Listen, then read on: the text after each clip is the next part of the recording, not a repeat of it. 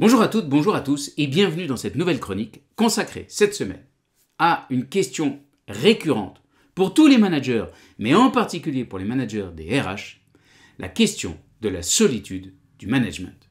Cette semaine, j'ai eu l'occasion de discuter avec deux managers RH qui toutes les deux m'ont fait part de difficultés, de côtés très pénibles qu'elles avaient ressentis cette semaine, parce que toutes les deux avaient été confrontées à des retours assez critiques de la part de membres de l'équipe. Et elle me disait, face à ça, que veux-tu? Moi, je me sens assez seul. D'abord parce que je suis manager, et en plus parce que quand on est manager dans les RH, il y a cette idée que quand on est dans les RH, on doit faire bonne figure, on représente l'entreprise, et on n'a pas le droit de se plaindre. C'est deux points de vue. L'idée que quand on est dans les RH, on ne doit rien montrer, sous prétexte que cela mettrait en péril l'image de l'entreprise. Et la deuxième idée que lorsqu'on est manager, il faut accepter, assumer que c'est une position solitaire. Je pense que ces deux croyances sont fausses. Et dans cette chronique, je veux vous montrer comment rétablir des liens avec le reste des salariés de l'entreprise et faire ça d'une manière qui soit favorable à votre position de manager. Je m'appelle Aurélien Daudet. Bienvenue dans Révolution RH. Première chose, analysons d'où vient cette idée, cette image d'un manager solitaire. Je crois que cela vient largement de la visualisation du rôle de manager au sein de l'équipe. Très régulièrement, lorsque je bosse avec des managers, que ce soit dans une formation collective ou que ce soit en coaching, je me rends compte que les managers parlent de leur équipe comme s'ils étaient à distance. Par exemple, avec des phrases telles que « mon équipe »,« moi je suis manager de cette équipe »,« mes collaborateurs ». Et en fait, rien qu'en disant « mon équipe » ou « mes collaborateurs », mentalement, ces personnes se voient comme en dehors de l'équipe. Que ce soit avec une visualisation assez pyramidale, c'est-à-dire qu'il y a l'équipe et moi, je suis au-dessus, donc un reste d'une vision hiérarchique du fonctionnement de l'équipe, ou bien parce on a appris à plein de managers qu'aujourd'hui, cette vision hiérarchique est totalement dépassée. Je ne suis pas sûr que ce soit une bonne idée, mais bon. En tout cas, cette idée qu'aujourd'hui, c'est un management beaucoup plus plat, beaucoup plus style gestion de projet, pilotage de projet.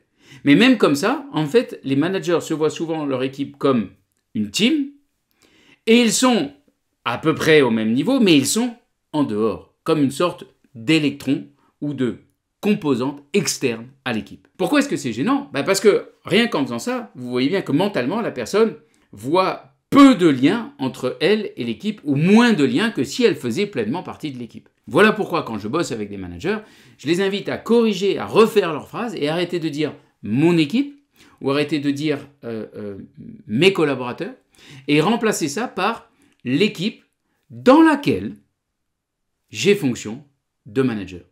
L'équipe à laquelle j'appartiens et dans laquelle j'ai le rôle en tant que manager, par exemple, de donner le cap, le sens, la mission, de répartir les tâches et de donner le cadre, les règles et de les faire respecter.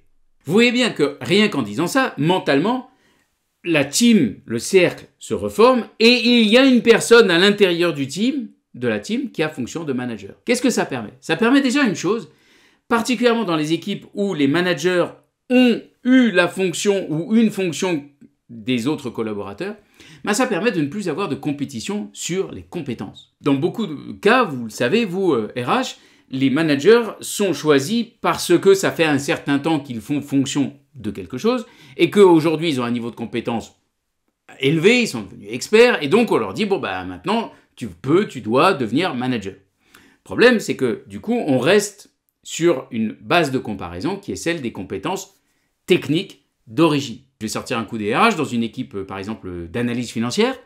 Le manager, qui était un ancien analyste, parfois même dans la même équipe et qui devient manager, souvent va avoir tendance à se comparer, et les autres vont avoir tendance du coup aussi à comparer ses compétences techniques versus les leurs. Et bien évidemment, dans un monde qui change tout le temps, ces compétitions, ces comparaisons ne sont pas toujours en faveur de la personne qui aujourd'hui est de plus en plus détaché de la gestion day-to-day. Dans le cas d'une équipe RH, c'est un peu la même chose qui se passe.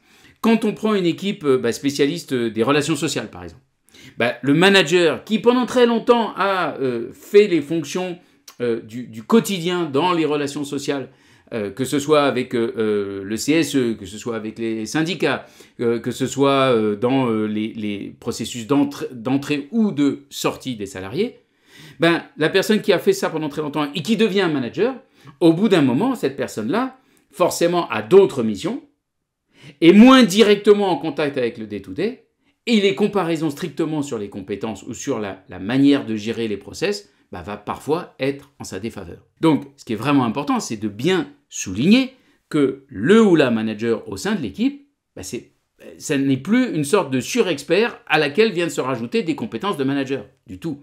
Quelqu'un qui a fonction de manager, c'est quelqu'un dont les compétences aujourd'hui sont et doivent être celles d'abord de manager. Pourquoi est-ce que j'ai des compétences techniques et que ça peut m'être utile ? Ça peut m'être utile pour juger par exemple de la qualité, de la performance de quelqu'un. Mais en aucun cas, je dois être comparé sur ce référentiel-là.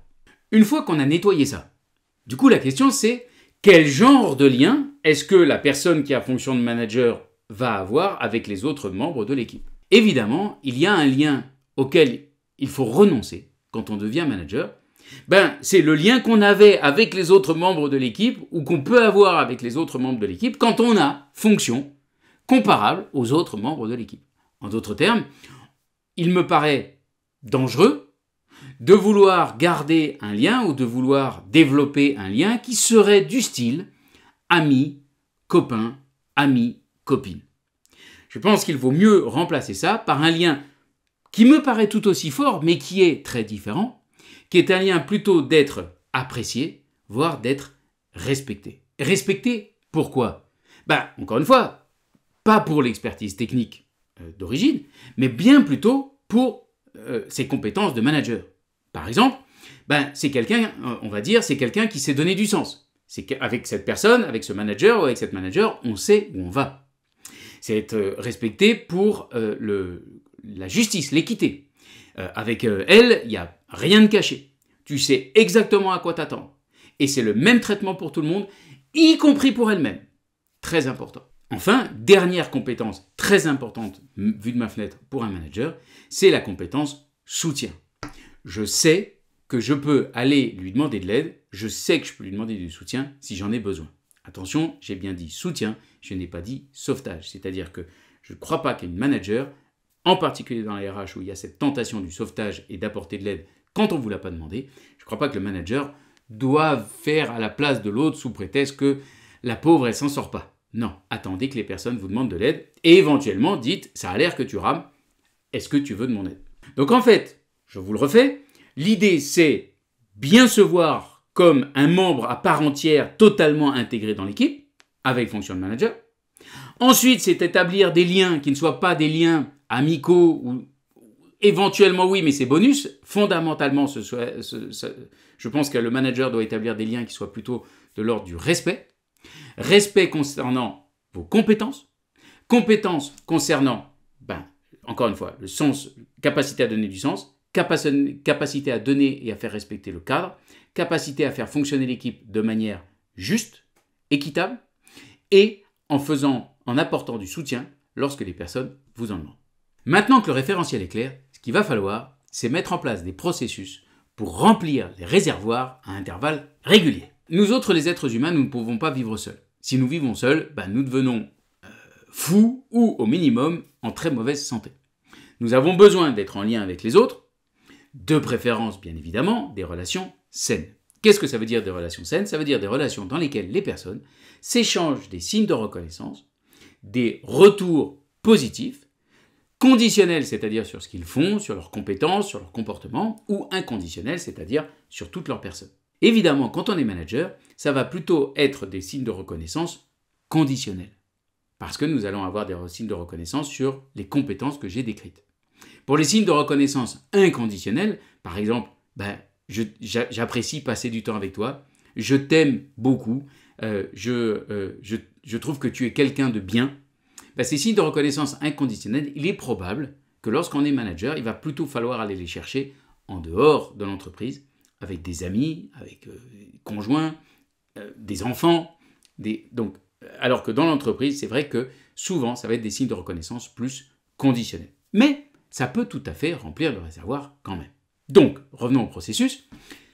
D'abord, il va falloir mettre en place un processus tout simple qui est que lorsque vous allez recevoir des signes de reconnaissance, lorsque vous allez recevoir des retours positifs, des compliments sur des choses que vous avez faites, il va falloir commencer par les accepter. Par exemple, je suis dans votre équipe et je vous dis, alors évidemment vous allez vous dire ah non je veux pas de relire dans mon équipe, non mais c'est une image, ça va. Mais imaginons, vous m'avez dans votre équipe et je vous dis bah tu sais quoi, je voulais te dire que dans notre travail au quotidien, bah, j'apprends beaucoup de choses et je voulais te remercier aussi pour le retour que tu m'as fait concernant le dernier entretien. C'était pas très agréable à entendre. Au début, tu as dû voir que je faisais un peu la tête, mais j'y ai bien réfléchi, j'en ai parlé avec ma femme, mais je me suis rendu compte que c'était plutôt un cadeau, parce que j'ai compris pourquoi je me mettais dans des boucles négatives assez régulièrement avec Antoinette. Et donc aujourd'hui, ce que je veux, c'est te remercier, parce que grâce à ça, je sens que j'ai vraiment franchi un cap dans mon travail. Si je vous fais ce retour-là, surtout, je vous en supplie, commencez par prendre. Commencez par dire « merci, ça me touche » ou « merci, ça me fait plaisir ». Plutôt que de jumper sur la bonne éducation et de dire « oui, enfin, merci à toi, hein, déjà, c'est bien que tu l'aies bien pris » ou bien « oh, bah, tu sais, ça fait partie de mon boulot ». Non, ne faites pas ça. Ah, ou j'oubliais dis-moi plutôt comment est-ce que je pourrais faire encore mieux la prochaine fois. Dis-moi plutôt comment je peux progresser. Toutes ces techniques qui ont l'air bien élevées et qui en fait sont des manières de rejeter, de laisser en dehors le retour positif. Qu'est-ce qui va se passer ? Déjà, c'est comme si vous alliez faire le plein de votre voiture et vous mettiez l'essence par terre au lieu de la mettre dans le réservoir. C'est pas très futé. Et en plus, ça me donne à moi, votre collaborateur, le signal que quand je vous fais un retour positif, vous en voulez pas. En revanche, vous préférez les signes négatifs. Par exemple, ouais, c'est vrai, à ce moment-là, puisque tu me demandes en quoi tu pourrais progresser, à ce moment-là, j'ai pas tellement apprécié, je pense que tu devrais faire autrement, etc. Donc vous allez recevoir, à force de refuser les signes de reconnaissance positifs, vous allez recevoir uniquement des signes de reconnaissance négatifs. Et il ne faudra pas vous plaindre parce que c'est vous qui avez mis en place cette mécanique sans vous en rendre compte. Donc, vous recevez des signes de reconnaissance positifs des autres membres de votre équipe, des autres membres de l'équipe à laquelle vous appartenez. Vous recevez des signes de reconnaissance positifs de N+1. Vous recevez des signes de reconnaissance positifs de vos pairs. Prenez-les. La manière la plus simple de prendre, d'accepter, de mettre à l'intérieur et de digérer un signe de reconnaissance positif, c'est de dire merci. Ensuite, on va passer à la Ligue des Champions. Une fois que vous aurez mis ça en place, vous pourrez faire un truc qui est extrêmement nourrissant, c'est oser aller en demander.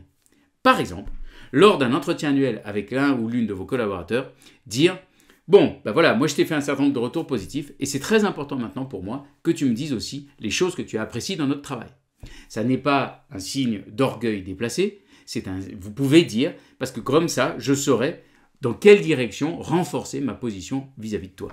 Donc en faisant ça, avec vos N+1, avec vos pairs et avec les autres personnes de l'équipe à laquelle vous appartenez, vous allez avoir de plus en plus de carburant dans votre moteur. Et des liens de plus en plus forts avec les personnes qui vous entourent.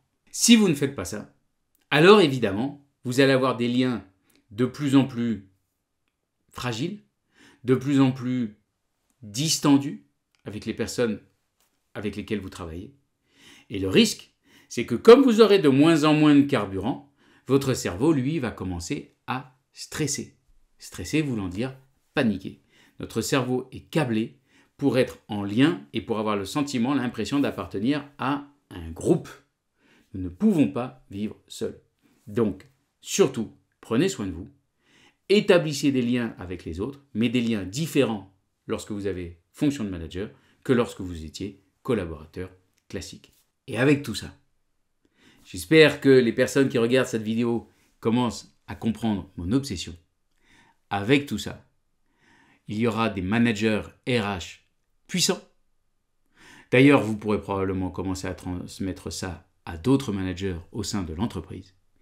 Et donc, la boucle sera bouclée, la RH sera puissante et l'entreprise sera puissante. Très bonne semaine.